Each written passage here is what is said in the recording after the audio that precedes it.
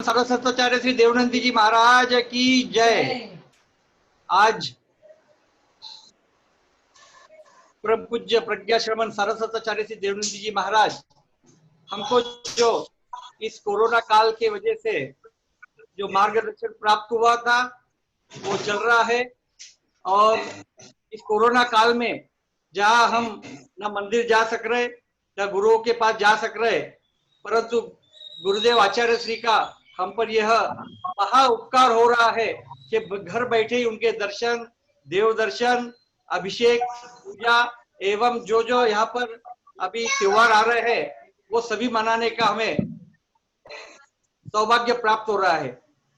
आज की इस सभा में परम पूज्य आचार्य श्री के चरणों में कोटि कोटि वंदन करते हुए निवेदन करूंगा कि हे आचार्य श्री, हम सबके लिए इस कोरोना काल में धर्म के द्वारा हो रहा है, उसी श्रृंखला में आज एक कड़ी हम और जोड़े।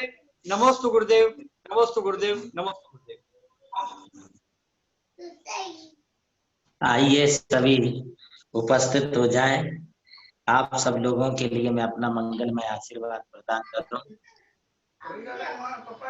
श्रावणमुकारं हरिहंताणं तहेव सिद्धाणं आयरेवज्जायाणं लोयं नियासवसाहुणं जय मंगल भूताणं विमलाणमनानदंसन्मयाणं त्रिलोक्य सेहराणं नमो सया सवशेदाणं।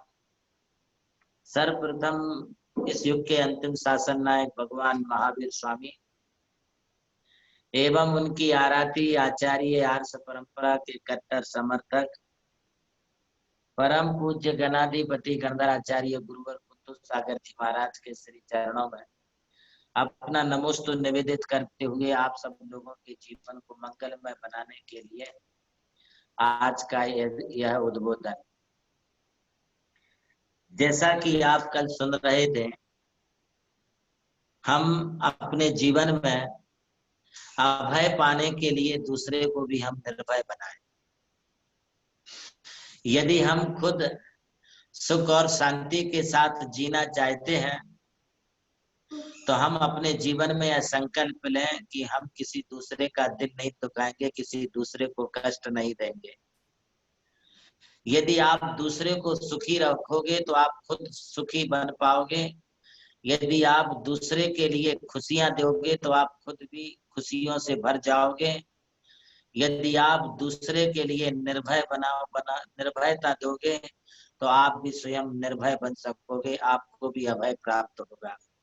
अपने जीवन में जो भी हमारे लिए मिलता है ये हमारे कृत कर्मों का फल मिलता है, और कृत कर्मों का फल प्राप्त होना ये जीवन की एक अनिवार्यता है। जिस तरह से हमारे लिए जीवन में कभी सुख के बाद दुख भी आता है, यह दुख मिलना भी हमारे जीवन के लिए एक प्रसाद है। यह मानकर के इसे आप स्वीकार कीजिए और ये हमारा किया हुआ है। यदि हमने अपने जीवन में पुण्य भर के रखा होगा, पुण्य की गठरी बांध करके रखी होगी तो हमारे लिए पुण्य का फल प्राप्त होगा। और यदि हमने अपने जीवन में पाप कर्म को बांध करके रखा है तो हमारे लिए बदले में पाप की प्राप्ति होगी। हम अपनी वैचारिक मानसिकता में थोड़ा सा सुधार लाएं। पाप करने से किसी को अच्छा फल नहीं मिलता है, पाप करने से किसी के लिए भी बुरा ही फल मिलता है। और अच्छा करने से किसी का बुरा नहीं होता है, अच्छे करने का फल अच्छा ही मिलता है। जैसी करनी वैसी भरनी। हम जैसा करते हैं हम वैसा ही पाते हैं। इसलिए अपने जीवन में यदि हमारे लिए कुछ प्राप्त करना है, अच्छा प्राप्त करना है, तो हम अच्छे कार्यों का करने का संकल्प लें। अच्छे कार्य करने का हम बीना उठाएं। हम क्यों किसी प्रकार के बुरे कार्यों की तरफ अपना ध्यान देते हैं? कई दफे कोई लोग ये कहते हुए पाए जाते हैं, महाराज बहुत टेंशन है, महाराज बहुत तनाव है, बहुत खिंचाव है, मैं पारिवारिक परेशानी के कारण बहुत मानसिक तौर पर चिंतित हूँ, इसलिए मैंने ये कदम उठाया है। मैं आपसे ये पूछना चाहता हूँ, क्या आप अपने जीवन में कोई भी गलत कदम उठाओगे तो क्या गलत कदम उठाने से हम उस प्रकार के तनाव से, कष्ट से या दुखों से हम मुक्ति प्राप्त कर पाएंगे? हम कभी भी इन कष्ट और दुखों से मुक्ति प्राप्त नहीं कर पाएंगे।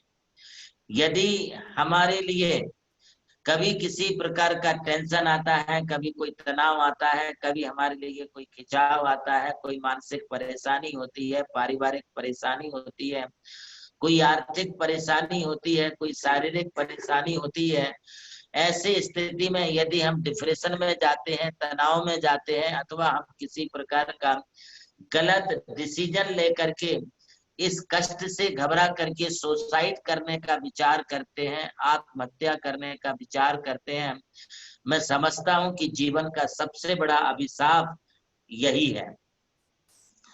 हमने जीवन की सच्चाई को नहीं समझा है, हमने जीवन के एक पहलू को समझा है, दूसरे पहलू को समझा ही नहीं। जैसे यदि दिन है तो रात है, सुबह है तो शाम है, यदि धूप है तो छांव है, सुख है तो दुख है, अच्छाई है तो बुराई है, ये दो पहलू निरंतर चलते रहते हैं। आज आपको ये विचार करना चाहिए कि यदि हमारे लिए कोई कष्ट है, कोई तकलीफ है, तो कष्ट के बाद कभी हमारे लिए अच्छे दिन भी आएंगे, कभी हमारे लिए सुख के दिन भी आएंगे। यदि आज का दिन है तो कल का भी दिन होगा, यदि रात हुई है तो सुप्रभात भी होगी। हम अंधेरे को देख करके क्यों अंधेरा अंधेरा अंधेरा बोलने से कोई अंधेरा दूर नहीं होगा, बल्कि अंधेरे को दूर करने के लिए उस अंधेरे में आपको एक दीपक जलाना होगा, एक बल्ब जलाना होगा, एक लाइट जलानी होगी, तो एक सेकंड में सारा अंधेरा दूर भाग जाएगा। ठीक हमें अपने निराशमय जीवन में हमारे लिए थोड़ी सी आशा की किरणें जगानी होगी, और आशा की किरणें जगा करके अपने जीवन में थोड़ा सा उजेला करना होगा। यह उजेला ही हमारे जीवन में हमारे लिए प्रकाश देगा, दिव्य दृष्टि देगा, हमारे लिए अपने जीवन को आगे बढ़ाने की मार्ग, आगे बढ़ाने के लिए रास्ता दिखाएगा। आस्था रखो तो रास्ता जरूर मिलेगा। हम कॉन्फिडेंस खो देते हैं, अपने जीवन का भरोसा खो बैठते हैं, अपने हम विश्वास को खो बैठते हैं, और जब अपना भरोसा, अपना विश्वास अपने से टूट जाता है, अपना कॉन्फिडेंस टूट जाता है, हमारा विल पावर जब कमजोर हो जाता है, तब कोई दुख नहीं होता है, सिर्फ दुख का एक नाम होता है। दुख नाम की कोई चीज हो तो बताइए मुझे, यदि दुख नाम की कोई चीज हो तो बताइए। सिर्फ हमारी मानसिक दुर्बलता ही हमारे दुख है, हमारी कमजोरी ही हमारा दुख है, हमारी निराशावादी सोच हमारे लिए दुख देती है। ऐसा कोई आइटम, ऐसी कोई वस्तु, ऐसा कोई पदार्थ नहीं है कि जो हम दुख के रूप में देखें। सिर्फ हमारी एक जो नेगेटिविटी है, हमारी जो सोच है, यह नकारात्मक सोच, यही एक ऐसी सोच है, यही एक ऐसी वस्तु है नकारात्मक। हमारी थिंकिंग, नेगेटिव थिंकिंग, ऐसी थिंकिंग है जो हमारे लिए दुखी बना देती है, परेशान कर देती है, डिप्रेशन में ले जाती है। आप इन उलझनों से बाहर निकलो। कष्ट यह मानकर के जो आप बैठे हुए हैं कि मुझे बहुत तकलीफ है, शायद जिंदगी में मैंने जितना कष्टों का सामना किया है, इतना किसी ने कष्ट का सामना नहीं किया होगा। आप यह मन में जो सोच करके बैठे हुए, और लगता है कि संसार के एक सबसे निम्न स्तर के विचार वाले आप एक ऐसे इंसान हैं जो हमेशा नेगेटिविटी से भरे हुए हैं, और अपने आप को सबसे ज्यादा दुखी और सबसे ज्यादा परेशान महसूस करते हैं। एक बात ये बताइए कि परेशानियां और कष्ट किसको नहीं आए, दुखों का सामना किसे नहीं करना पड़ा, जीवन में तकलीफ किसे नहीं आई। हमारे सोमदेव आचार्य ने बहुत बड़ा एक नीति वाक्यामृत शास्त्र लिखा है, और उस नीति वाक्यामृत में उन्होंने एक बात लिखी है, कस्य कुले दोषो नास्ति व्याधि कैन पीड़िता। बोले ऐसा कौन इंसान है जो ये कहे कि मेरे में कोई दोष नहीं है, मेरे में कोई कमी नहीं है। महानुभावों, जब तक हमारे में कोई कमी है, जब तक हमारे में किसी प्रकार की कोई कमी है, तभी तक हम जो है अपने जीवन में सिद्ध पद को, मोक्ष को, परम तत्व को प्राप्त नहीं कर पाए। इसलिए तो हम संसार में हैं, और कमियां कुछ ना कुछ होती ही है। ऐसा नहीं है कि हमारे जीवन में कोई कमी ना रहे। यदि कोई कमी भी खत्म हो जाए तो हम तो अपने सिद्ध पद को, आत्म तत्व को प्राप्त कर लेंगे।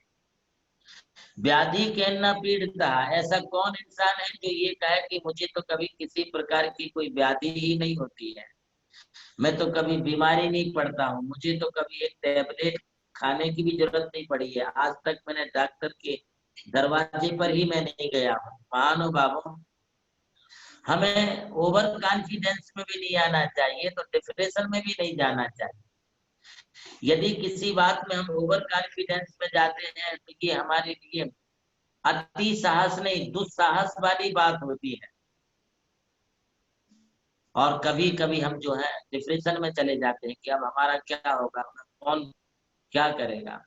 इस प्रकार के जो हमारे मन के भीतर जो विचार आते हैं, ये विचार ही हमारे लिए दुखी बनाते हैं, कष्टों की ओर ले जाते हैं। एक्चुअली कष्ट नाम की कोई चीज नहीं है, हमारी दूषित मानसिकता, हमारी हल्की सोच, यही एक सबसे बड़ा कष्ट है। इस कष्ट से हमारे लिए कैसे छूटना है, मैं आपको इस बारे में प्रकाश डाल रहा। आपको एक बात स्वीकार करनी होगी, क्या आपका जो घर है, आपका जो मकान है, आपका जो बंगला है, आपका जो फ्लैट है, क्या उसमें सब अच्छी अच्छी चीजें ही रखी हैं? नहीं ना, कुछ अच्छी के साथ कुछ आपकी गंदी चीजें भी तो रखी हैं। जो बिल्कुल कबाड़ा बन चुका है, जो खराब सामान है, वो भी तो रखा हुआ है। जैसे मकान में अच्छा और बुरा सभी सामान होता है, वैसे हमारे जीवन में अच्छा और बुरा दोनों होते हैं। कभी सुख होता है, कभी दुख होता है, और ये सुख और दुख ये हमारे दोनों भी हमारे दो साथी हैं। जैसे कि सूर्य और चंद्रमा है, तो ये दो हमारे साथी हैं, इसी प्रकार से हमारा यह भी साथी है।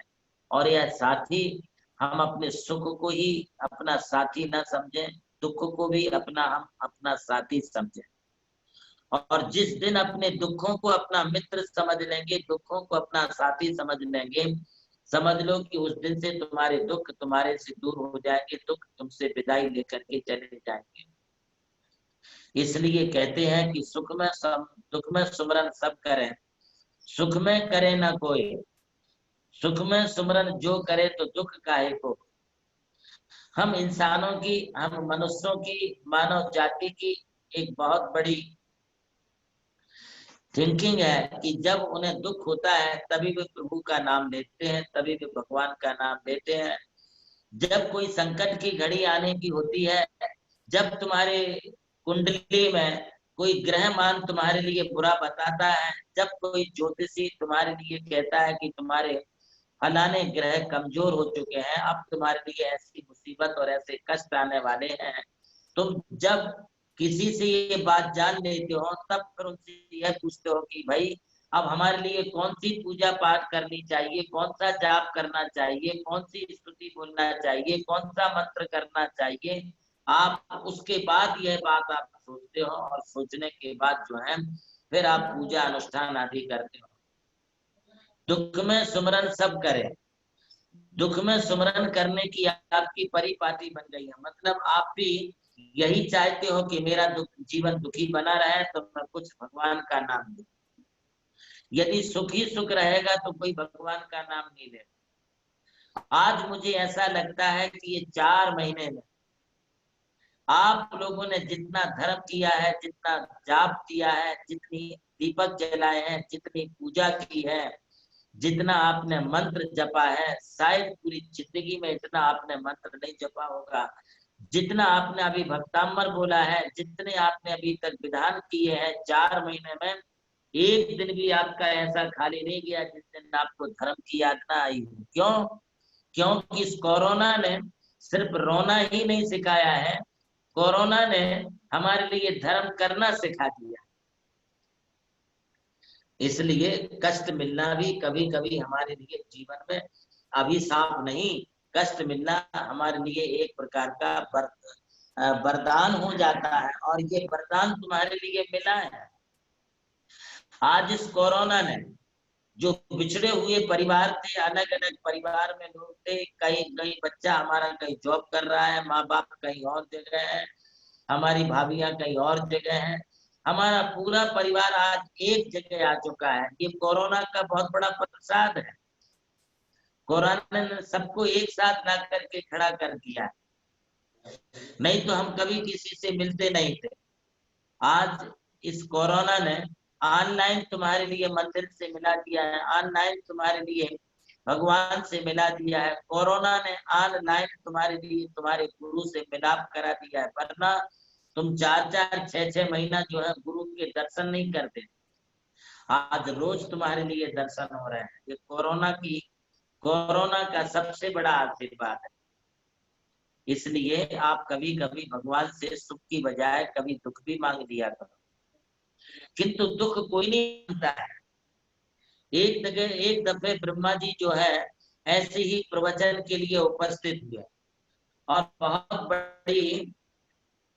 बहुत बड़ी सभा लगी हुई थी जो ब्रह्मा जी के लिए प्रसन्न करने के लिए पूजन पाठ भजन आदि कर रहे थे। मैं एक हिंदू कथानक आपके लिए बता रहा हूँ, सिर्फ आपको इसका सारांश समझना है।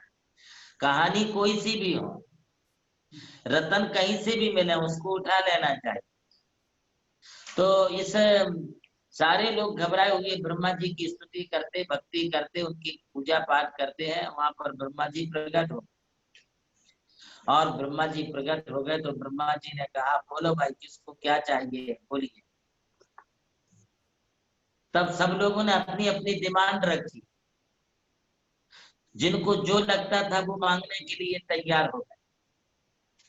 मैंने भी एक बार जो है महादेवी पद्मावती का अनुष्ठान रचाया, महादेवी पद्मावती का अनुष्ठान रचाया, तो उस अनुष्ठान में सैकड़ों लोग सम्मिलित हुए। मैंने कहा मांग लो जिसको जो मांगना है महादेवी पद्मावती से, तुम्हारी मनोकामना पूरी हो जाएगी। आप मांगिए तुम्हें क्या मांगना है। तब सब लोग अपनी अपनी मिन्नत, अपनी अपनी प्रार्थना देवी माँ के पास रखने लगे। जिसकी शादी नहीं हो रही थी उसने मांग लिया कि मेरी शादी हो जाए माँ, मैं अगले साल फिर तुम्हारी पूजा रचाऊंगा। जिसके लिए जो है पढ़ाई नहीं हो रही थी उन्होंने पढ़ाई के बारे में मांगा, जिसने जॉब नहीं मिल रहा था उन्होंने जॉब के बारे में मांगा, जिसका बिजनेस नहीं चल रहा था वो बिजनेस के बारे में मांगने लगे। शादी के बाद जिसको जो है पुत्र प्राप्ति नहीं हो रही थी उन्होंने पुत्र प्राप्ति के बारे में मांग लिया। सब लोग अपनी अपनी तरह से जिसको जो चाहिए था वो मांगने लगे। अंत में मैंने देखा एक युवक जो है वो ऐसा ही बैठा हुआ है। मैंने उससे पूछा, भाई तू क्यों कुछ नहीं मांगता है? बोले सब कुछ तो है।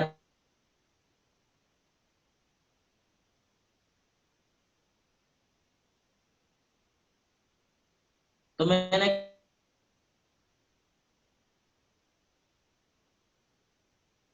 युवक ने कहा कि हाँ गुरुदेव मैं कुछ मांग,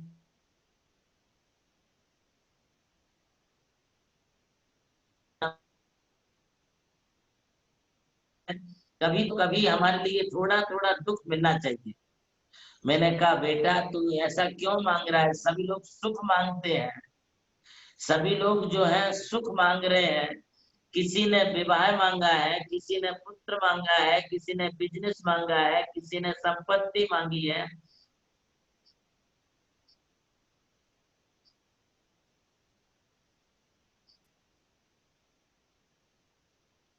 किसी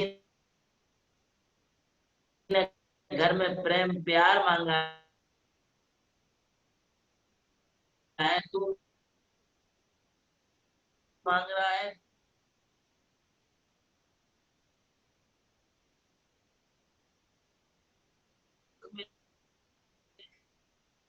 हो जाए और उनकी सेवा करके कुछ पुण्य कमाऊंगा, धर्म कमाऊंगा। यदि दुख नहीं आएगा तो मैं धर्म कैसे करूंगा? महानुभावों, यह स्थिति है। हमें भी अपने जीवन में सर्वथा सुख की ही कामना नहीं करना चाहिए, बल्कि थोड़ा सा दुख भी मांग लेना चाहिए। आचार्य उमा स्वामी जी ने कहा है कि जीवित मरणों सुख दुख जीवित मरणोपग्रहाश्च। बोले जैसे सुख हमारा उपकारी है, वैसे दुख भी हमारा उपकारी है। दुख इसलिए उपकारी है कि दुख की घड़ी आएगी, दुख के बादल मंडराएंगे, तब हमारे लिए प्रभु की याद आएगी।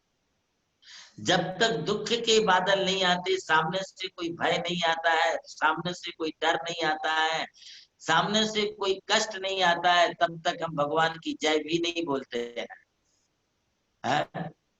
मैं अपने जीवन काल की एक प्राचीन घटना आपके लिए बता रहा हूं। मैं बचपन में था, हमारे यहाँ जो है आत्म तत्व को बताने वाले मुमुक्षु काफी मात्रा में थे। मुमुक्षु से आप समझ गए होंगे कि सिर्फ आत्मा है, आत्मा के अलावा और कुछ नहीं है। आत्मा अजर अमर है, आत्मा जो है हमारी शुद्ध बुद्ध है, आत्मा तो नित्य निरंजन है, आत्मा तो अमर है, आत्मा को कभी कुछ होता ही नहीं है, आत्मा कभी मरती ही नहीं है। मानो बाबू, उन मुमुक्षुओं में हमेशा आत्म तत्व की बात चलती थी, आत्मा के बारे में बोलते, बोले आत्मा के अलावा कुछ है ही नहीं। एक दिन वे अपने गांव से, नगर से एक बस में जो है निकटवर्ती तीर्थ क्षेत्र के लिए जा रहे थे। मैं भी उस गाड़ी में बैठा था, उस गाड़ी में मैं भी बैठा था और वो सारे मुमुक्षु भी बैठे थे। और जब वो बस ड्राइवर ड्राइविंग कर रहा था, चला रहा था, तो हमारे यहाँ पर एक बड़ी सी घाटी है, उसमें 7 मोड़ आते हैं, 7 टर्न आते हैं, और उन 7 टर्नों से होकर के उस बस को जो है चढ़ाना पड़ता है, उतारना पड़ता है।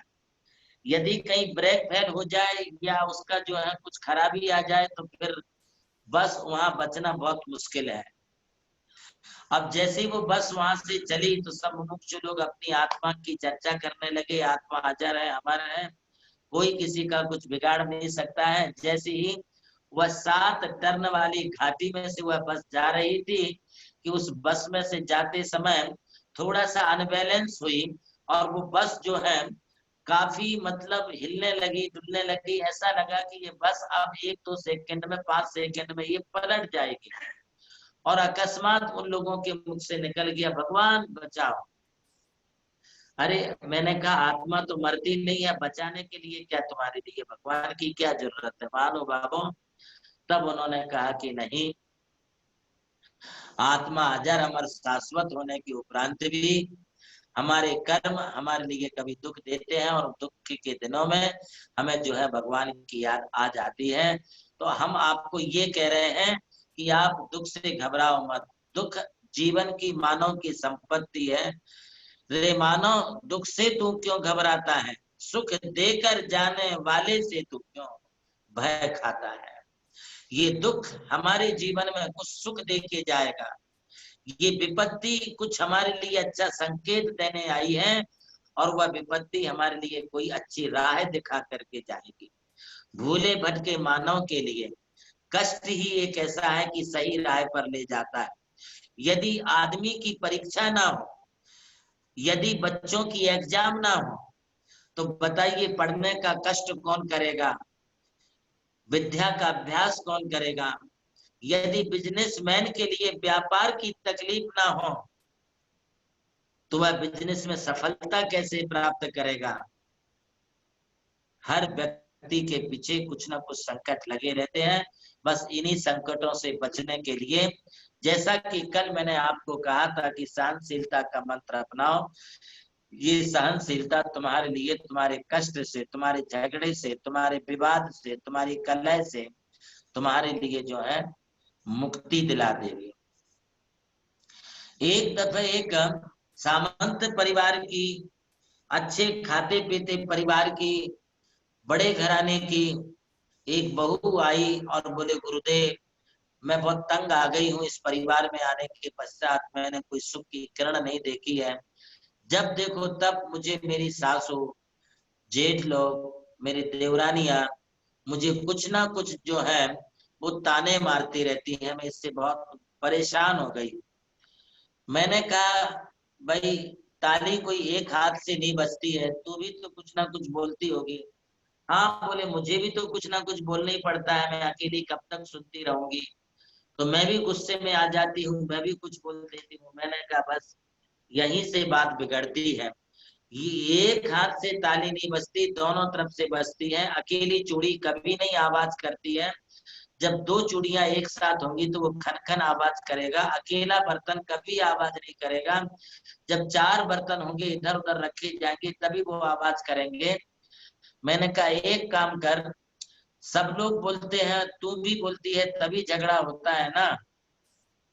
हाँ तो उसने कहा हाँ गुरुदेव, तो बोले कुछ एक मंत्र हमको दे दो, कुछ उपाय बता दो। मैंने सुना है कि आप जो है जिसको भी आशीर्वाद देते हो, कमंडल का पानी दे देते हो तो उसका सब कुछ दुख दूर हो जाता है। मैंने कहा मैं तुम्हें भी दे देती हूँ, तुम भी पानी ले लो। और वो पानी मैंने उसको दिया। मैंने कहा पानी तो मैं तुमको दे देता हूँ, किंतु एक बात ध्यान में रखना कि इस पानी को तुम जब ले लोगे और मुख में रखोगे तो उसे ना तो गले के नीचे उतारना और ना मुख से बाहर थूकना। बोले ऐसा कब तक करना है? मैंने कहा जब तक सामने वाले की बोलती बंद नहीं हो जाती है, जब तक सामने वाला अपना बोलना बंद नहीं कर देता है, तब तक ना तो पानी अंदर गिलकना है, ना पानी तुम्हारे लिए बाहर थूकना है। बोले ठीक है, ये तो उपाय अच्छा है, मैं कर लूंगी। मैंने कहा ठीक है। उसके लिए मैंने पानी दे दिया, पानी लेकर के वो चली गई। उसमें कुछ भी नहीं था, सिर्फ पानी का ही नहीं। और जैसे ही घर में पहुंची, घर में जाने के बाद उसकी कलह शुरू हो गई, झगड़े शुरू हो गए, उसकी बात जो है वो शुरू हो गई। और जैसे ही झगड़े वगैरह शुरू हुए तो उसको याद आ गई। याद आया तो उसने कहा गुरुदेव ने पानी दिया है, उससे मुख में रखने के लिए बोला है। उसने थोड़ा सा एक ढक्कन भर छोटा सा 5 ml पानी उसने निकाला, 5 ml, और वो पानी मुंह में ले लिया और मुंह बंद कर लिया। अब जब तक उसकी सास बोलती है, घर के लोग उस पर चिल्लाते हैं, कुछ भी बोलते हैं, तब तक वो हमारे कहे अनुसार मुख में पानी रखे रही। और जब सास बोलते बोलते थक गई कि ये तो कुछ बोलती ही नहीं है, तो सास ने बोलना बंद कर दिया। धीरे से उसने वो पानी मुंह से निकाल के बाहर डाल दिए। अब जब जब वो सास बोले, जब जब घर में कोई झगड़ा हो, कलह हो, तब तब वो मुख में पानी भर ले। और जब मुख में पानी भर ले तो अंदर गिलकना नहीं है, घुटकना भी नहीं है, अंदर पीना भी नहीं है और बाहर थूकना भी नहीं है। तो वो पानी को ना तो थूक सके, ना पी सके, ना उगल सके। एक 4-8 दिन बाद सब के सब घर के लोग थक गए, बोले ये तो बिल्कुल झगड़े ही नहीं करती, किसी से कुछ बोलती ही नहीं है। और सब उससे प्रेम करने लगे, प्यार करने लगे, स्नेह से उससे बोलने लगे। बोलने मेरी ये बहू तो बहुत अच्छी है, किसी से झगड़ती नहीं, किसी को कुछ बोलती नहीं है। अब उस बहू के सब जो है एकदम ऐसे क्या बोलते हैं, ऐसे फैन हो गए वो सब, उसके फेवर में हो गए, उसके फैन बन गए सब। 8 दिन बाद वो फिर मेरे पास आई, बोले गुरुदेव चमत्कार, चमत्कार, महान चमत्कार हो गया। मैंने कहा बेटा क्या चमत्कार हो गया?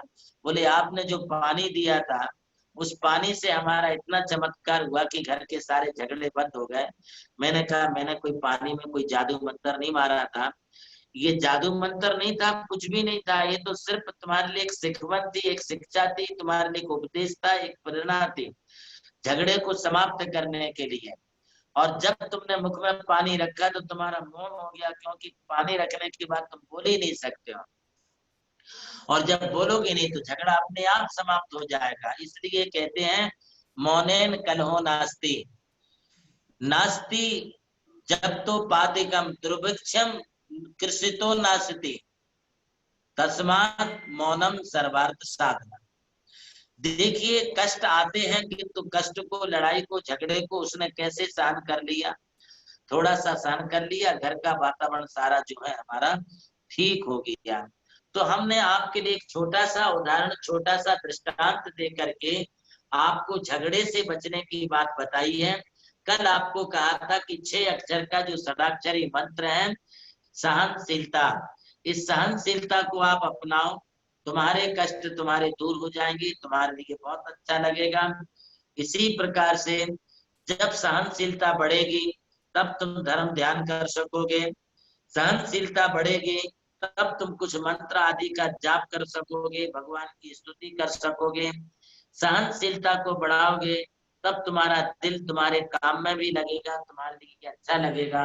इसलिए आपकी सहनशीलता बढ़े, यह मैं भावना भाता हुआ आप सबके लिए पुनः ये कहना चाहूंगा कि परसों जो रक्षाबंधन का पर्व है ये सहनशीलता का पर्व है। 701 महामुनि राजों पर हस्तिनापुर में जब उपसर्ग आया और बाली, नमुची, प्रहलाद, इन 4 मंत्रियों ने मिलकर के मुनिराज के चारों तरफ आग लगा दी। जितना शहर का कचरा था सारा कचरा इकट्ठा करके ला करके मुनि महाराज के चारों तरफ डाल दिया और चारों तरफ डाल करके उसमें आग लगा दी।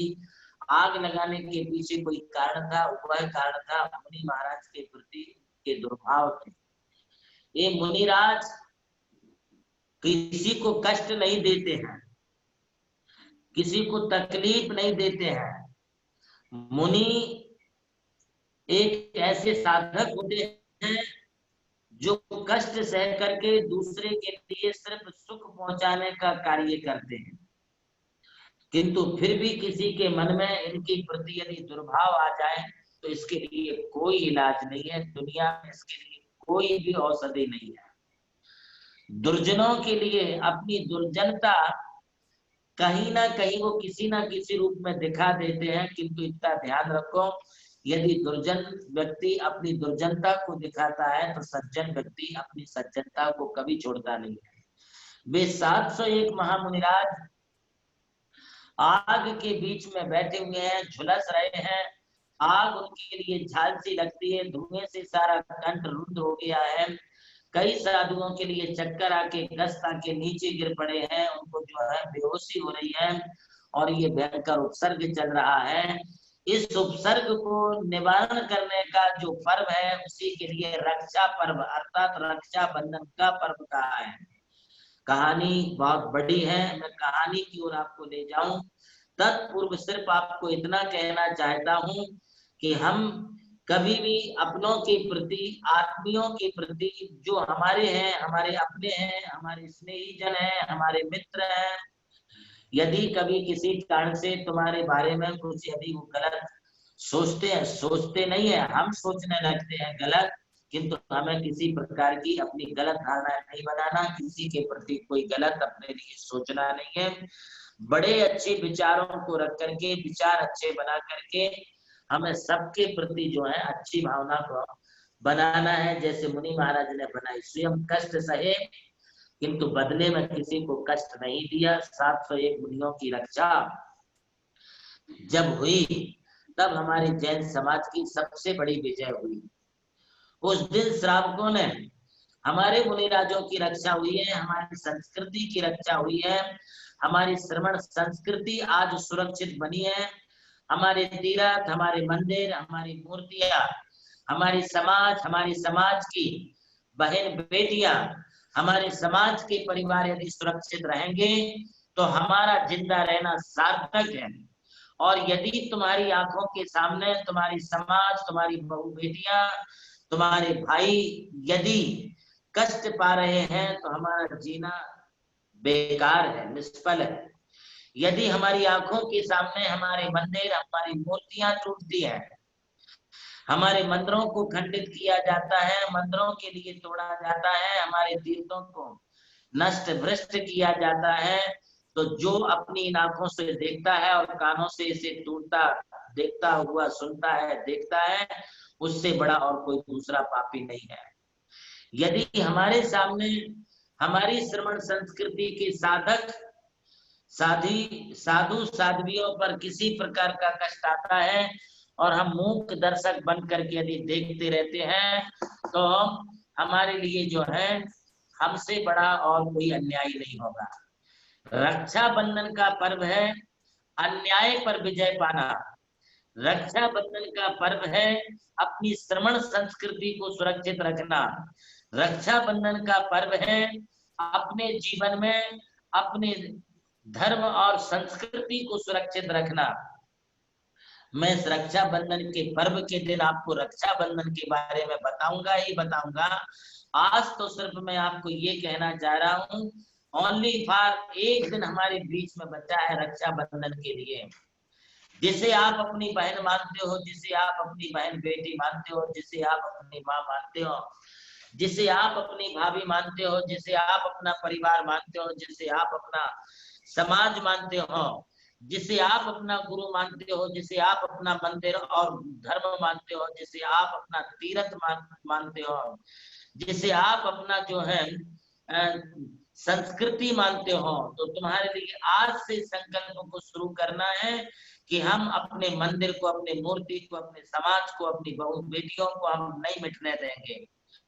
हम अपने जीते जी जब तक हमारे में जान है तब तक हम इनकी सुरक्षा करेंगे, और सुरक्षा का संकल्प सूत्र आपको अपनी कलाई में भी बांधना है। साधुओं के लिए भी आपको जो है इनकी सुरक्षा की बात करना है। मैं आज इस अवसर पर ये कहना चाहूंगा, आज मैं सिर्फ दिन भर सिर्फ नमोकार की माला ही जपता रहा, नमोकार, क्योंकि मेरा दिल एकदम दहल गया। मैं बहुत बेचैन हो गया, आज मेरे से आहार नहीं किया गया, क्योंकि आज ईद, ईद क्या बकरीद। अरे ये ईद नहीं, ये महान हिंसा का दिवस था, और इस महान हिंसा के दिवस के नाते नहीं मालूम कितने बेजुबान जानवरों की आज कत्ल की गई है। हमारा मजहब, हमारा धर्म हमारे लिए कभी नहीं सिखाता है कि तुम किसी जीव को मारो। ऐसा कौन सा रब है, ऐसा कौन सा खुदा है, कौन सा परमात्मा है, कौन सा भगवान है, ऐसी कौन सी देवी है, कौन से देवता है जो किसी बेजुबान को मार करके खुश होते हो? क्या कोई पिता अपने पुत्र को मार के खुश होता है? क्या कोई माँ अपने पुत्र की कत्ल करके खुश होता है? जब एक माँ और पिता भी अपने पुत्र को मार के खुश नहीं होते हैं, बल्कि वहां दुखी होते हैं, तो एक परमात्मा, एक रब, एक खुदा, एक भगवान कैसे किसी को मार करके खुश होगा? ये जेवा लंपटी लोगों का काम है।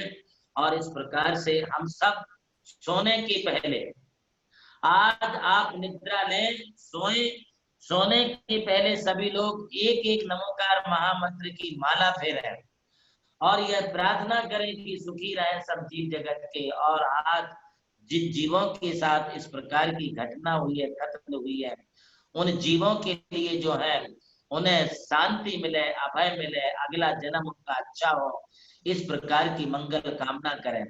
वह माला फेरते वक्त ये कामना करें कि इन लोगों के भी दिल और दिमाग में ये बात आ जाए, इन लोगों के मन और मस्तिष्क में ये बात आ जाए, इन लोगों के मन और माइंड में ये बात समा जाए कि ये लोग भी अहिंसा वृत्ति के बन जाए, ये भी दयालु बन जाए। कि इसके लिए आज आपको एक माला फेरना है।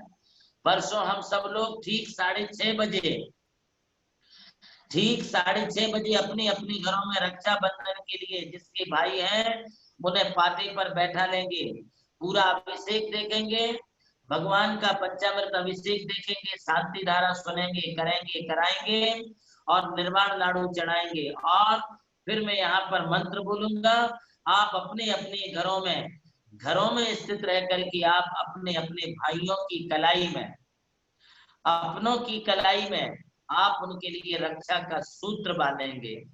और रक्षा का सूत्र बांध करके, जैसे आज मेरी बहन मेरे लिए प्राणों से भी अधिक चाहती है और मैं प्राणों से भी अधिक अपनी बहन को चाहता हूँ, यदि मेरी बहन के लिए भी कोई आंख उठा के देखता है, उस पर कोई अंगुली उठाता है, उसका कोई हाथ पकड़ता है, तो हम कभी भी इस अक्षम अपराध को हम कभी क्षमा नहीं करेंगे।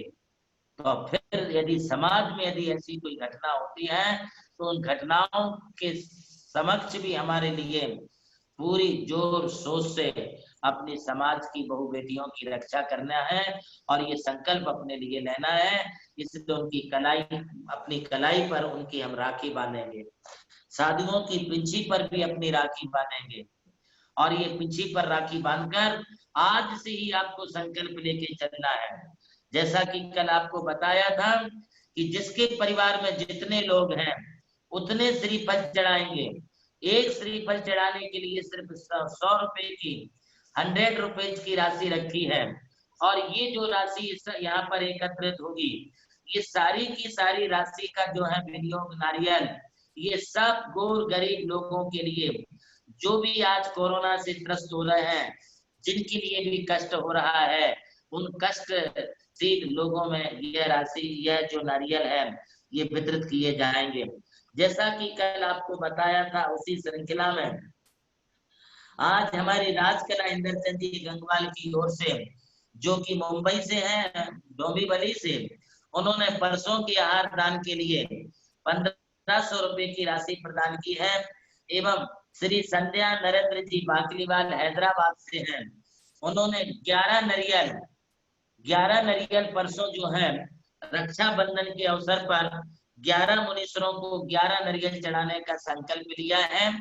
एवं श्री रविंद्र जी कासलीवाल मालेगांव निवासी ने भी 11 श्रीफल चढ़ाने का संकल्प लिया है। मैं उन्हें अपना आशीर्वाद देता हूं। और योगेश दिलीप जी गंगवाल, इन्होंने भी 7 नरियल चढ़ाने का संकल्प लिया है। हमारी सुषमा जी दगड़े जो देवगांव से हैं, उन्होंने भी जो है 5 श्रीफल चढ़ाने का संकल्प लिया है। सुरेखा पवन जी गोधा धर्माबाद से हैं, उन्होंने 5 श्रीफल चढ़ाने का संकल्प लिया है। श्री दिलीप कुमार जी, नंद कुमार जी काला कचनेर परिवार ने भी 5 श्रीफल चढ़ाने का संकल्प लिया है। उन्हें हमारा आशीर्वाद है। श्री शैलेश जी कासलीवाल मालेगांव निवासी, उन्होंने भी चढ़ाने का संकल्प लिया है। और अभी अभी समाचार मिला है, सपना रविंद्र जी पाटनी चेतना नगर की ओर से, उनकी ओर से 11 श्रीफल चढ़ाने का संकल्प उन्होंने लिया। बहुत बहुत आशीर्वाद। श्री मदन लाल जी की ओर से 11 श्रीफल जो है नारियल चढ़ाने का उन्होंने संकल्प लिया है, मदन लाल जी। और 2100 रुपए की राशि संतोष जी स्मिता जैन पेंडारी, उन्होंने आहार दान के लिए 2100 रुपए की राशि परसों के लिए प्रदान की। बहुत बहुत आशीर्वाद। मदन लाल जी झोलिया शायद धुलिया से होंगे, उन्होंने 11 श्रीफल चढ़ाने का संकल्प लिया है। हमारी नंदनी उपाध्याय सोलापुर से हैं, उन्होंने 5 श्रीफल चढ़ाने का संकल्प लिया है। आज श्री सुरेश चंद जी जैन का जन्मदिन के उपलक्ष्य में उन्होंने 1100 रुपए जो है प्रदान किए हैं पंकज जैन की तरफ से, ये शायद दिल्ली से है। हाँ, उन्होंने आज पुनः 1100 रुपए की राशि प्रदान की है। श्री जय कुमार जी जैन बैटरी वालों की ओर से 11 नारियल चढ़ाने की स्वीकृति प्राप्त हुई है। एवं शकुंतला विजय चंद काला, इनकी ओर से भी 11 नारियल चढ़ाने की स्वीकृति मिली है। श्री रंजना सुनील उपाध्याय, इनकी ओर से 5 श्रीफल की स्वीकृति मिली है। और ये शायद गंगानगर वाले हैं। राजू ठोले का बालाजी नगर से हैं, राजू ठोले बालाजी नगर भेंडाला वालों की तरफ से 11 नारियल चढ़ाए जाएंगे। एवं श्री संजय कुमार जी, अजय कुमार जी कासलीवाल अडूल वाला परिवार, इन्होंने 5 श्रीफल चढ़ाने का संकल्प लिया है। मैं श्री संजय कुमार, अजय कुमार जी कासलीवाल परिवार को आशीर्वाद देता हूं कि वे स्वस्थ रहें, सुरक्षित रहें और उनको कोई बीमारी ना लगे। मैं उनको ये आशीर्वाद देता हूं। श्री हमारे संजय कासलीवाल बिल्डर्स की ओर से 21 नारियल चढ़ाने का संकल्प मिला है, उन्हें बहुत बहुत आशीर्वाद। श्रीफल 4 श्रीफल हैं जो मुकेश कुमार जी गांधी कार्तिक विशेष पवित्र इनकी ओर से प्राप्त हुए हैं। 4 श्रीफल, 5 श्रीफल अलका प्रेम पाटनी औरंगाबाद, देवनंदी राइस दुकान, और श्री आचा, देखो क्या लगा, थोड़ा मोबाइल ऐसा है ना तो समझ में नहीं आता है, इधर आओ। श्री आहार दान में प्राप्त हुआ है हमारे लीलाबाई दत्तात्रेय की तरफ से, उन्होंने जो है औरंगाबाद है 1100 रुपये आहार दान में दिए हैं लीलाबाई दत्ता। और श्री संगीता राजेंद्र, बोलो, संगीता राजेंद्र बड़जात्रे छिंदवाड़ा की ओर से 11 श्रीफल प्राप्त हुए हैं। श्री अरुणा पाटनी घाट नांद्रा वाले, अरुणा पाटनी, इनकी ओर से जो है 5 श्रीफल प्राप्त हुए हैं। 5 श्रीफल चढ़ाए जाएंगे श्वेता संदीप फौजदार बड़ा मलहरा की ओर से, उन्हें भी आशीर्वाद है। 1100 रुपये रक्षाबंधन के दिन आहार दान के लिए सौ चंद्रकला कासलीवाल परिवार श्री रामपुर की ओर से 1100 रुपये रक्षाबंधन पर साधुओं के आहार दान के लिए प्राप्त हुए हैं। अकाउंट नंबर जो है स्क्रीन पर लगातार चल रहा है, आप उसे कॉपी कर लें, उसे आप जो है फोटो निकाल लें। आहार दान में 2100 रुपये की राशि भारती राजेश जैन की ओर से धुलिया वाले, भारती राजेश जी जैन धुलिया से हैं, उन्होंने 2100 रुपये की राशि आहार दान के लिए दी है। श्रीफल 5 श्रीफल अर्पित जैन बासा तारखेड़ा वालों की ओर से मिले हैं, उन्हें मैं बहुत बहुत आशीर्वाद प्रदान करता हूं। एवं श्री हमारे कम्मा मौसी इंदरचंद जी टोले उस्मानाबाद की ओर से 5 श्रीफल की स्वीकृति मिली है, उन्हें मैं भी बहुत बहुत बहुत बहुत आशीर्वाद प्रदान करता हूं। जिन्होंने भी अपने नाम देना है वे शीघ्रता पूर्वक अपने अपने नाम दे दें, जिससे कि तुरंत उनके नाम से जो है परसों इन श्रीफलों के लिए चढ़ाया जाएगा। प्रीति अनिल पाटनी औरंगाबाद की ओर से आहार दान में परसों 500 रुपये की राशि उन्होंने घोषित की है, उन्हें मैं आशीर्वाद प्रदान करता हूं। अभी अभी सुधार आया है कि कम्मा मौसी नहीं, माधुरी उपाध्याय की ओर से 5 नारियल एवं 2100 रुपये आहार दान के लिए उन्होंने प्रदान किए हैं। मैं माधुरी उपाध्याय से कहूंगा कि आप कहां से हैं वो आप लिख दें। आज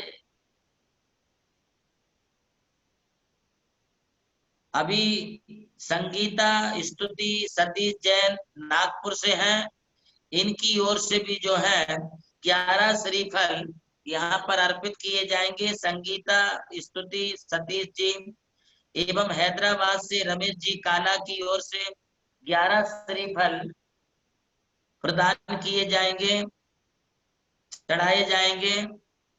तो आप उनके भी जो है ये नाम यहाँ पर बराबर से आप दे सकते हैं।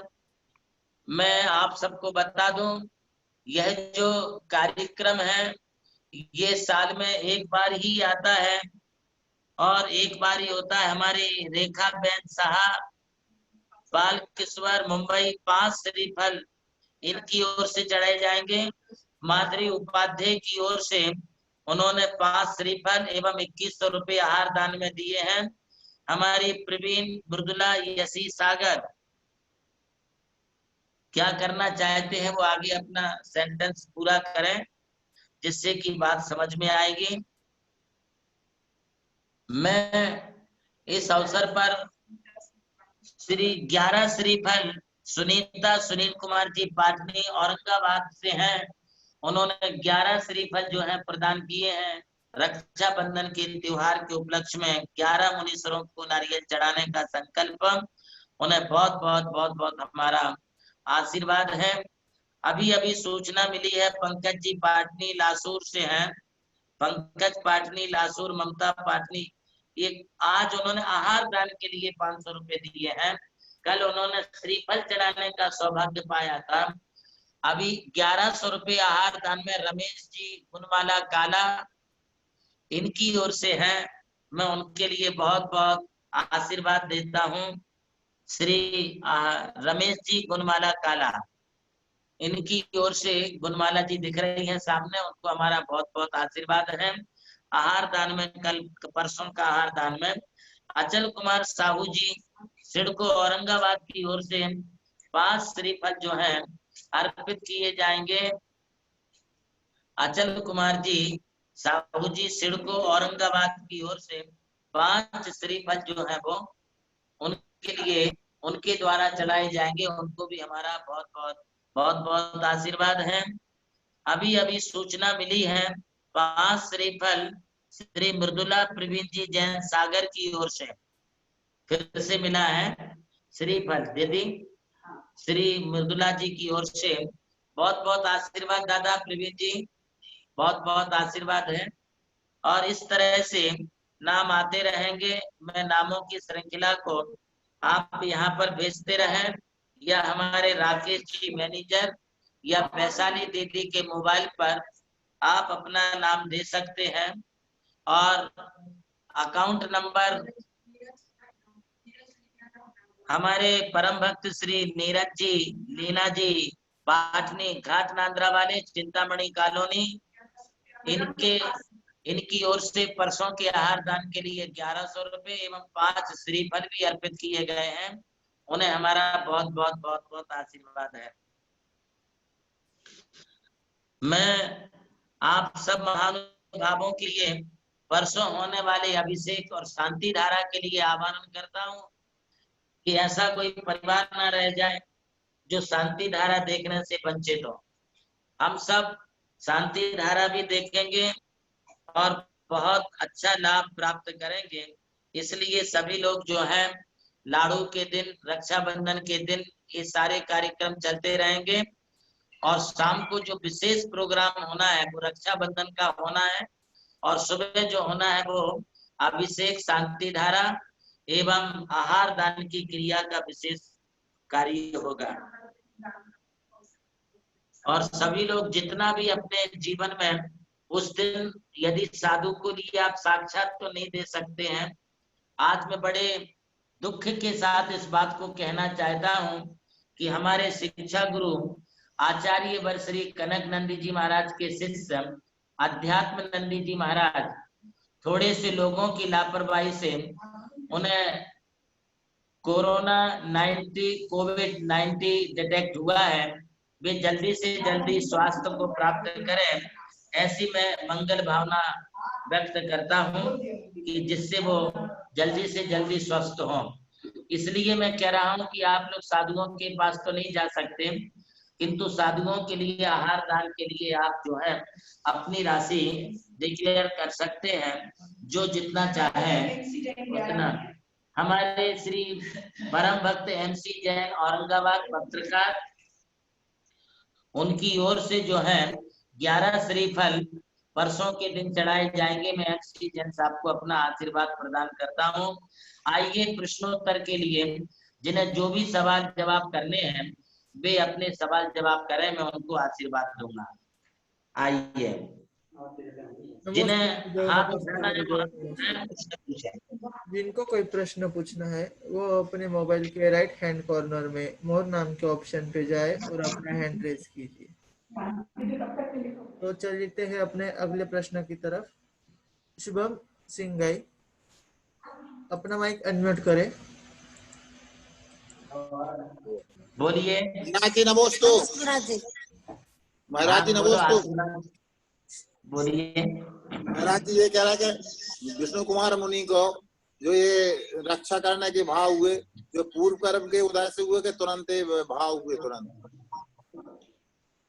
उन्हें विष्णु कुमार महामुनिराज के लिए जो है ये जो रक्षा करने के भाव हुए, वे तो धरणीधर पर्वत पर तप कर रहे थे। तप करते वक्त उन्हें अनेक रिद्धियां प्राप्त हो चुकी थी, यह बात उन्हें ज्ञात नहीं थी।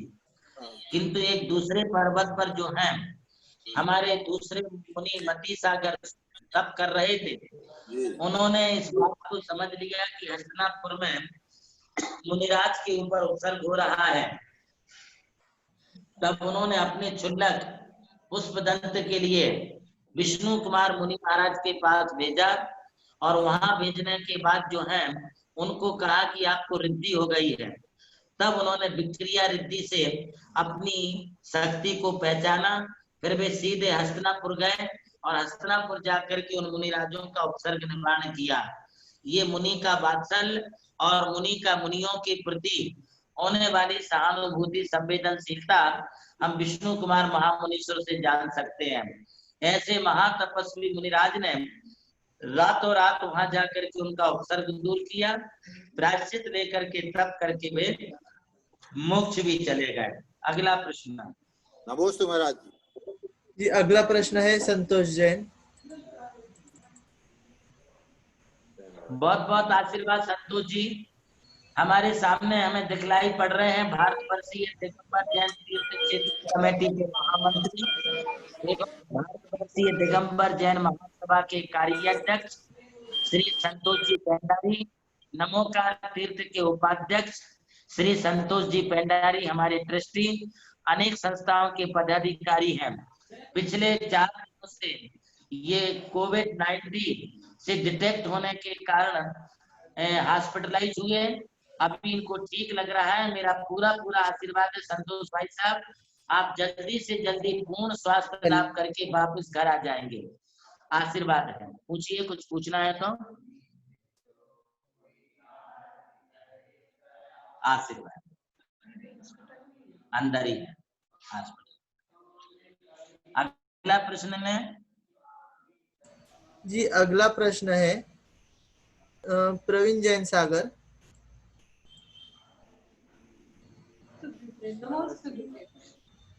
बोलिए। ये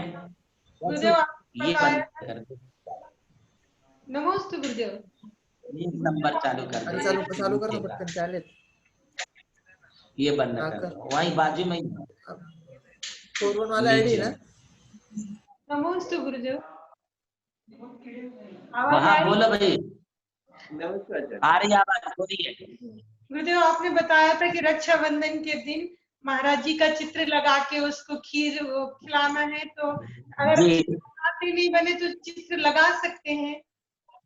हाँ, लगा सकते हैं जी। मृदुला ऐसा कर सकते हैं, करिए ऐसा, अच्छा पुण्य का काम जी। अगला प्रश्न।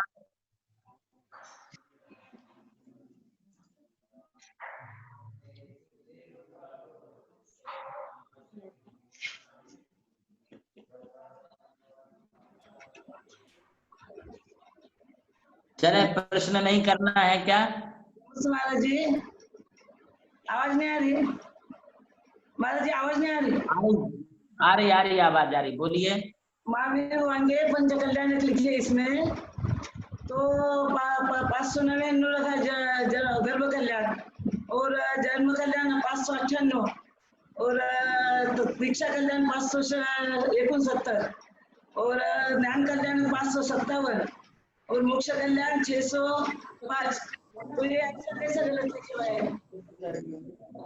नहीं, ये आंकड़े कोई और दूसरे हैं, ये कल्याणक के आंकड़े नहीं है, ये कोई दूसरे आंकड़े। कल्याण दे 5 कल्याण दे। हाँ, पंच कल्याणक में ऐसे आंकड़े नहीं आते हैं, ये कोई और दूसरी चीज के आंकड़े हैं।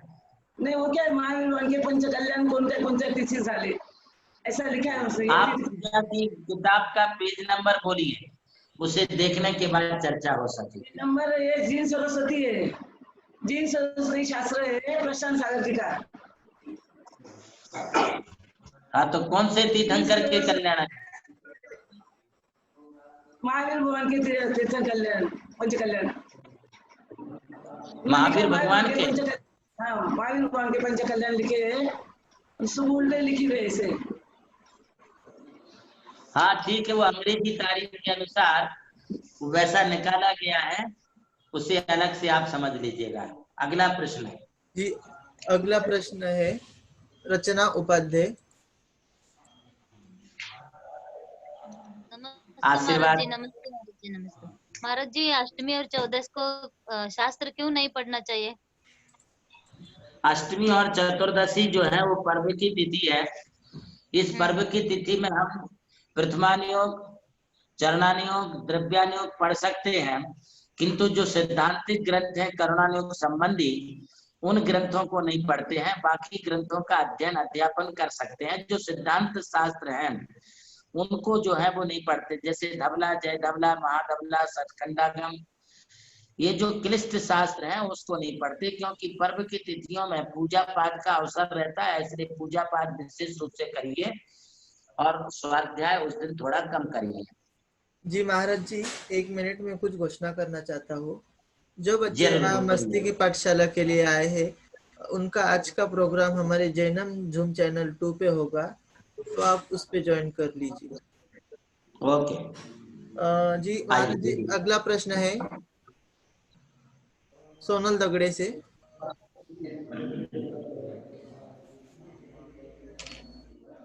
अपना माइक अनम्यूट करें। हाँ बोलो बेटा। महाराज जी, मेरा ये प्रश्न है कि जैसे अगर मैं कभी गणपति जी के मंदिर जाता हूँ या शिव जी के मंदिर जाता हूँ, तो वहां पर भी मैं नमोकार मंत्र ही लेता हूँ, तो किसी अजैन मंदिर में नमोकार मंत्र का जाप करना उचित है कि नहीं? पहली बात तो बेटा ये है कि अपने को अन्य मंदिरों में जाना उचित नहीं है, जाना ही नहीं चाहिए। हम सच्चा देव शास्त्र गुरु की उपासना करते हैं। हमारे अरिहंत देव वीतरागी भगवान ही हमारे भगवान हैं। निर्ग्रंथ मुनि ही हमारे दिगंबर साधु हैं, हमारे गुरु हैं, और अहिंसामयी धर्म ही हमारा धर्म है। इसलिए अन्य जगह जाने की बात ही नहीं है।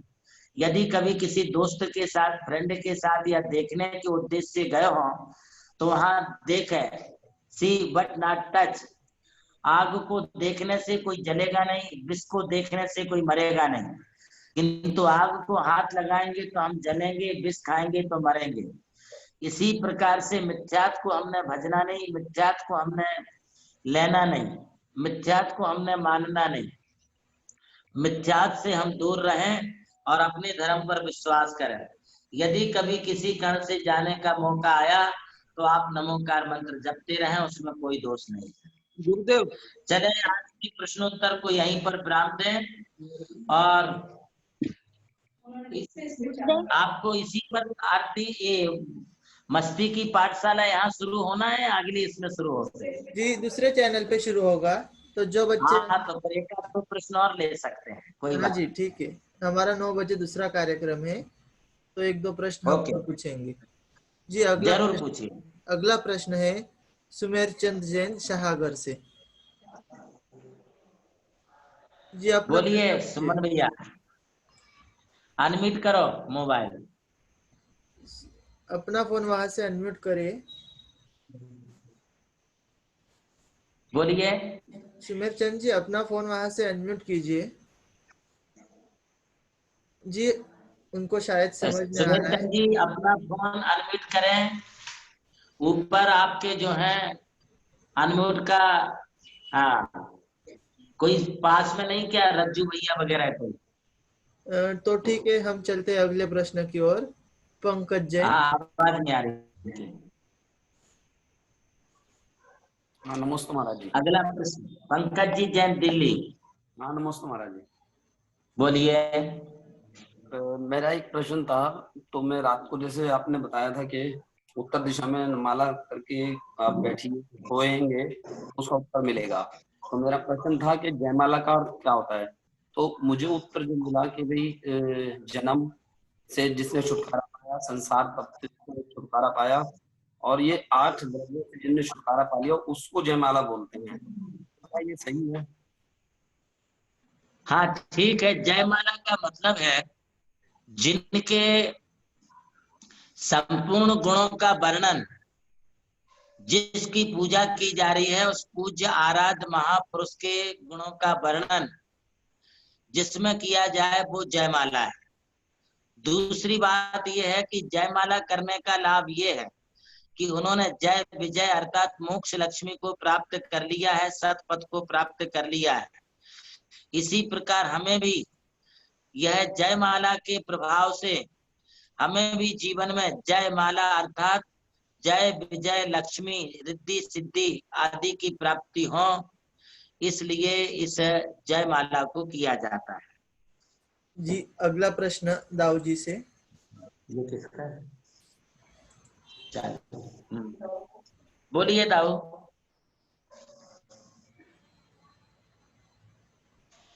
अनम्यूट करो भानु। जी आपकी आवाज नहीं आ रही है। मोबाइल अनम्यूट करो, अनम्यूट करो। जी उनका मोबाइल अनम्यूट है। नमस्ते महाराज जी, आ गया।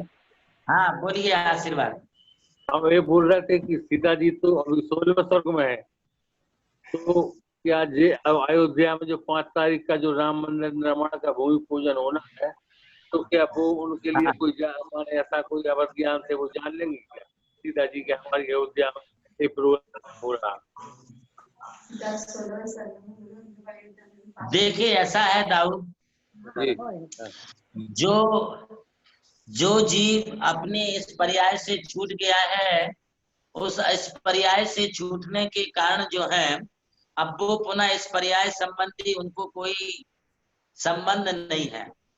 और यदि वो जानना चाहें कि मेरी अयोध्या में राम मंदिर बन रहा है, यदि ऐसा अवधि ज्ञान लगाना चाहे तो लगाएं, किंतु ये पंचम काल है। इस पंचम काल में ये रिद्धि बड़े वैभवधारी महार्तिक देव अहिमेंद्र अभी यहाँ के बारे में वो ज्यादा नहीं सोचते हैं, अपने कैरियर अपने भविष्य के बारे में सोचते हैं।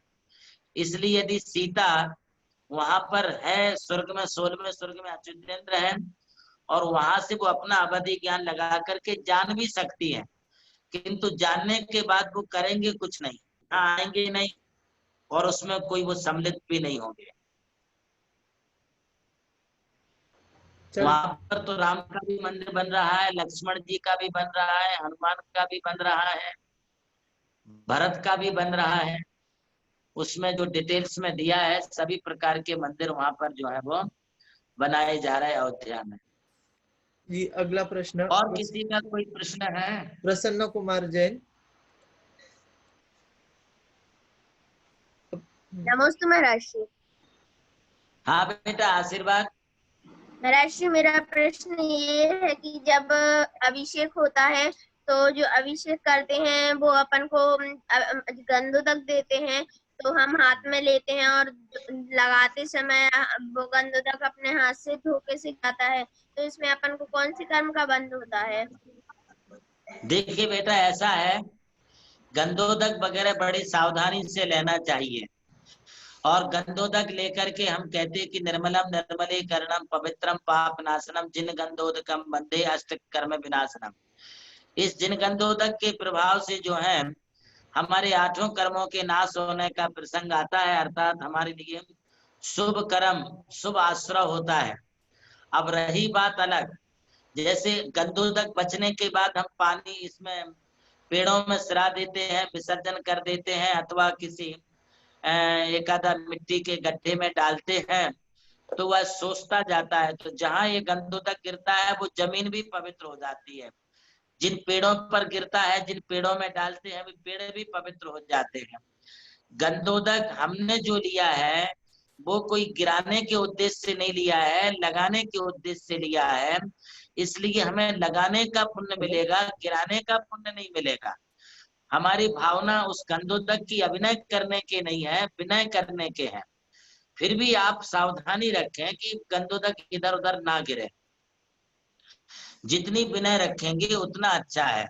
यदि गिर गया है तो इसमें कोई महादोष वाली बात नहीं है, बाकी उसे आप हाथ से नीचे हाथ फिरा करके उसे साफ कर सकते हैं, या कोई कपड़ा से उसको साफ कर सकते हैं। इतना कर लिए तो उस गंधोदक की विनय हो जाती, उसमें कोई कर्म का बंध नहीं होगा। बस राहुल जी। जी हम चलते हैं अभी हमारे अगले प्रश्न की ओर। ये आखिरी का प्रश्न है दीक्षांत गौड़ा जी से। हाँ राजमल जी सॉरी। हेलो। हाँ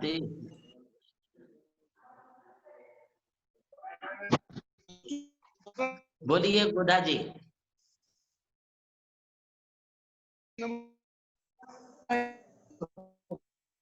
रोहित नाम है। आवाज नहीं आ रही है। दीक्षांत गोधा। हम चलते हैं किसी दूसरे की प्रश्न की ओर। नीलेश अजमेरा औरंगाबाद से। नमस्ते गुरुदेव। बोलिए। गुरुदेव, मेरा सवाल है, अशुद्धि के दिनों में महिलाओं ने टीवी या मोबाइल पर धार्मिक कार्यक्रम देखना या सुनना चाहिए क्या? देखिए, ये प्रश्न बहुत दफे आए हैं। ये प्रश्न बहुत दफे आए हैं। यदि जैसे कि कोई अशौच घर में हो गया, सूतक पातक हो गया है, तो दूर से यदि भगवान को देख लिया तो कोई दोष नहीं मानते हैं बोले।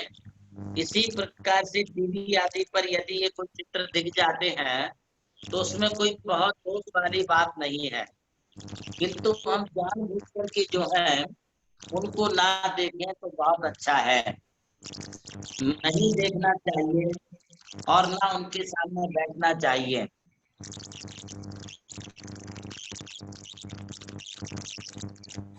जी महाराज जी, अभी हम चलते हैं आरती की ओर। महाराज जी, आपको आवाज आ रही है? हाँ, आवाज आ रही है। कोई चीची चीची चीची की भी आवाज आ रही है, काहे कि किसका चालू रह गया?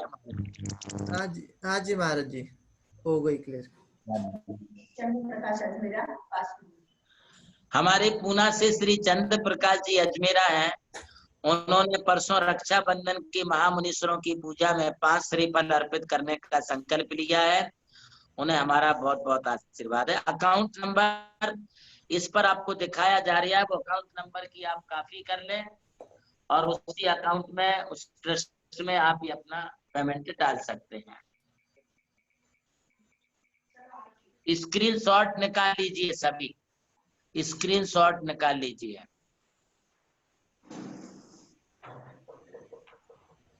बोलो दीदी। राहुल भैया, आरती आचार्य सीखी, उसके बाद मांगली। हाँ जी, चलिए हम आरती शुरू करते हैं।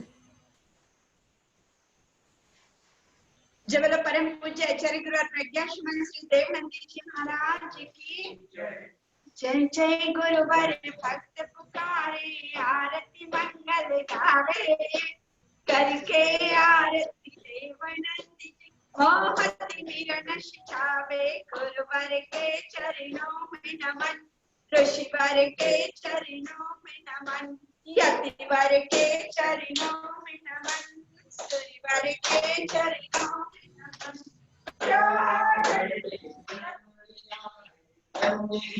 माता प्रेम चंद्र जी पिता तुम्हारे, हर्षित मन मुस्कुराता, नगर में सब मंगल गावे। मी राहुलला पाठवली। नगर में सब जन मंगल गावे। नाही अरे हाँ ठीक आहे। मला जैनम तुझी का? हाँ ठीक आहे, पाठवतो। आरती चालू, 1 मिनिटात पाठवतो। नाही, ते पुरी राहिली ना, मला व्हिडिओची पाठवली ती, मी ती राहुलला शेअर केली।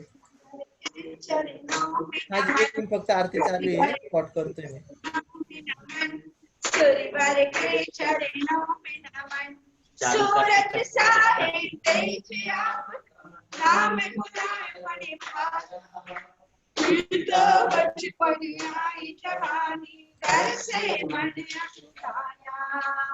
ये सब कुछ तो ओ, ये सब कुछ तो काश मांगे, भाव विराग जगावे, करके आरती देवनंद मोहति मिलन शिखावे। गुरुवर के चरणों में नमन, ऋषिवर के चरणों में नमन, यतिवर के चरणों में नमन, सूर्यवर के चरणों में नमन। कुंथु सागर गुरुवर ने तुम्हें दीक्षा दे उतारा, देख की तन की कोमलता को देवनंद के पुकारा।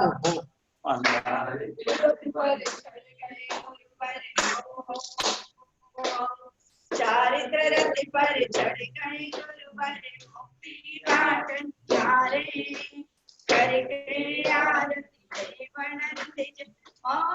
मिरन चावे गुरुवर के चरणों में नमन ऋषिवर के चरणों में नमन यतिवर के चरणों में नमन के चरणों में नमन दत्ते जीवन दत्ते तनि मणि मिल कर चौपड़ गावे स्वर्ग संपदा सब सुखी पावे मनुष्य जन्म फल पावे दिव्य ज्ञान तुम साम करो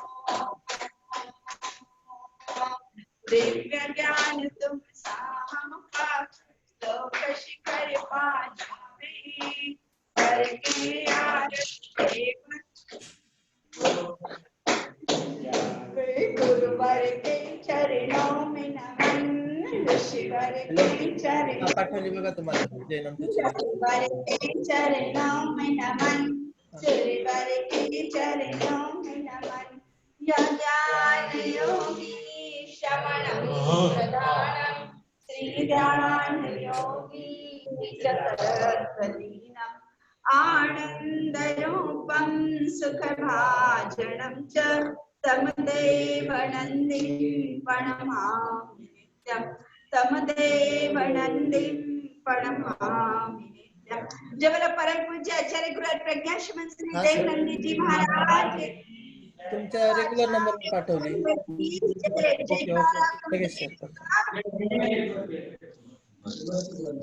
सभी लोग मांगलिक ले लें, हाथ जोड़ लें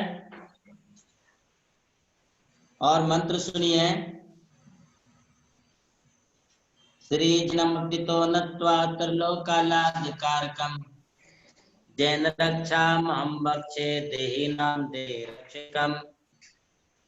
ओम ह्रीमादीश्वरा पातु शिरसि सर्वदा मम। ओम ह्रीं श्री अजितो देवो भालं रक्षतु सर्वदा। नेत्रियो रक्षको भूयादो मां क्रम संभवो जिनो रक्षेत ग्राण इंद्रियो। ओम ह्रीं श्रीं क्लीं बलुमभिनंदना। दोनों हाथ लगाएं। सुजीवे सुमुखे पातो सुमते प्रणवान्विता कर्णयो पातो। ओम ह्रीं श्री रक्ता पद्म प्रभा प्रभो सुपार्श्वा सप्तमा पातो ग्रीवामीं श्री आसिता चंद्र प्रभु श्री ह्रीं पूर्वस्कंध्योर मम सुविधि शीतलो नाते रक्षको कर पंकजो। ओम छाम छीम छुमितौ कामं चिदानंदमया शुभौ श्रेयान् सुभासु पूज्य से हृदय सदयं सदा भूयाद रक्षा करो बारम बारम श्री प्रणवान्विता। पेट पर हाथ लगाएं। विमलो अनंत नाथस्य माया बीज समन्वितौ उदरे सुंदरे सस्वद रक्षाया कारको मतौ। नाभि पर हाथ लगाएं। श्री धर्म शांति नाथौ च नाभि पंकुरे सता। ओम ह्रीं श्रीं क्लीं हम समुक्तौ पुनः पातां पुनः पुनः। श्री कुंतुवर नाथौ तो सुग्रे सुकटे तटे भवेता मम को भूरे। ओम ह्रीं क्लीं सहितो जिनो। अपने जंघा पर हाथ लगाएं। मैं पाताम चारु जंगायाम श्री मल्ले मुनि सुब्रतौ। ओम राम ह्रीं रूम ततो रा बुलुम क्रीं श्रीक्तौ कृपा करो। सभी ज्वाइंट पेन पर हाथ लगाएं। यत्न तो रक्षको जानो शरीर मीने मीनाथ को राज राजमती मुक्तो प्रणवास कर पूज को। पाँव में हाथ लगाएं। श्री पार्श्वेश महावीरो पाताम माम सुमानदम। ओम ह्रीं सिद्धा क्लीं राम रास राम सराय जिनो रक्षास्ताने भवन्तु जिन नायका कर्मच्यादीता दग्धाता बीता नाम कौरान वारकः। जैन रक्षाम निकटमे माम मस्तके अस्तु धारयेत् रविवद दीपिते लोके श्रीमान विश्वप्रियो भवेत्। तस्रुग बेताला साग्ने भूत राक्षसा कोरोना भय राक्षसा येता दोषा प्रणश्यन्ति रक्षकास्पवन्ते मे। जैन रक्षामिमां भक्त्या प्रातरुत्थाय पठेत् तत्सन्तुष्टे माता तत्सन्तुष्टे चितान् लभते कामान् प्रभुतस्य पदे पदे।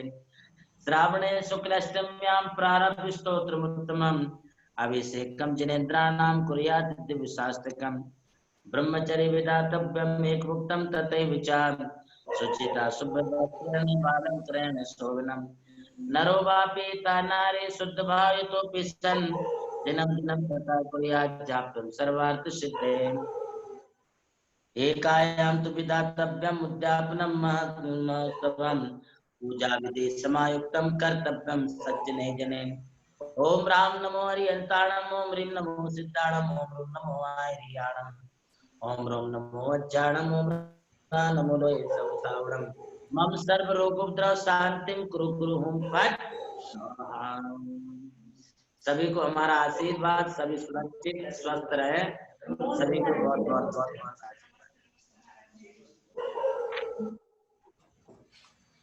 आइए अगले प्रोग्राम की ओर जाएंगे। अभी सभी को आशीर्वाद है जी। उपस्थित यहाँ उपस्थित सभी लोगों से कहना चाहते हैं कि अभी कुछ देर में सनातन दर्शन, जैन दर्शन, शाश्वत जीवन की कुंजी पर वेबिनार है दुष्यंत भाईचा की ओर से। कृपया हमारे साथ बने रहे।